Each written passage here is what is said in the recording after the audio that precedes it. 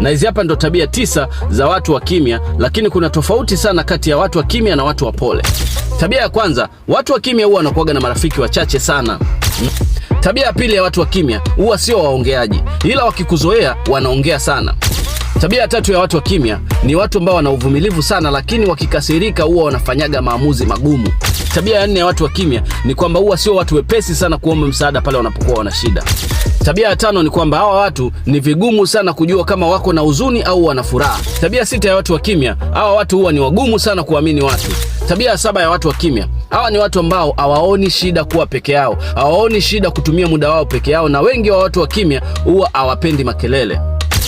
Tabia ya 8, watu wa kimya kwenye matukio mengi sana wao huwa ni watazamaji. Na tabia ya 9 ya watu wa kimya, hawa ni watu waaminifu sana na wanapenda sana amani, lakini ni watu hatari sana ukiingia kwenye 18 zao.